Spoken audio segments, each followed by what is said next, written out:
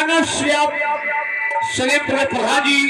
जब मेरी आवाज सुनते हो तत्काल आप रंगमंच के माध्यम से मुलाकात करें। ये रहा पंद्रह पुरस्कार और भैया को बार बार नमस्कार। कि छाने छाने बदले तोहरो मिजाज राजू धोखेबाज राजू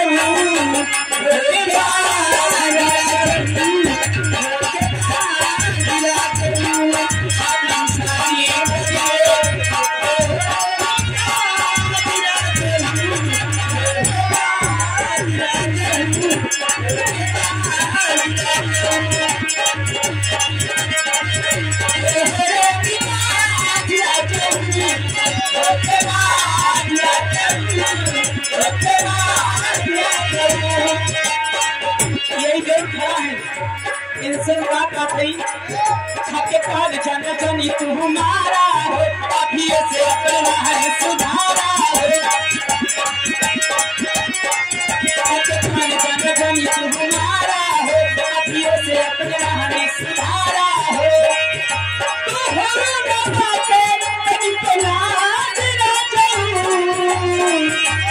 हमारा ना बाटे कभी पलाज ना जाऊं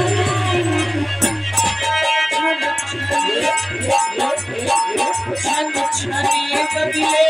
तोहरो मिजाज राजू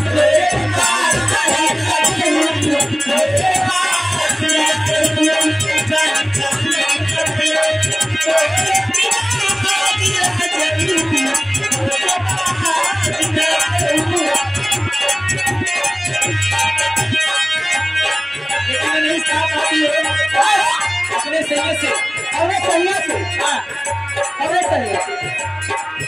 सगरी जिम्मा सगरी जिम्मा घर के हमारा का कारेदार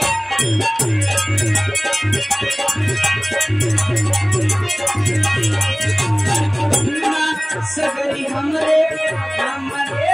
कारेदार साजा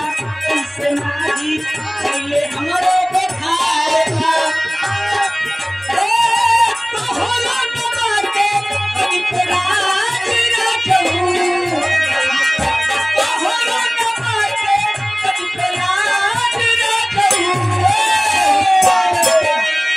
हमारे राजा जी जिनके ऊपर एक गाना चल रहा है मुफ्त दान में अपना नाम नहीं बताए हैं 100 रुपया मुझे मिले और शिक्षक को 201 रुपये का पुरस्कार आया लेकिन कहना है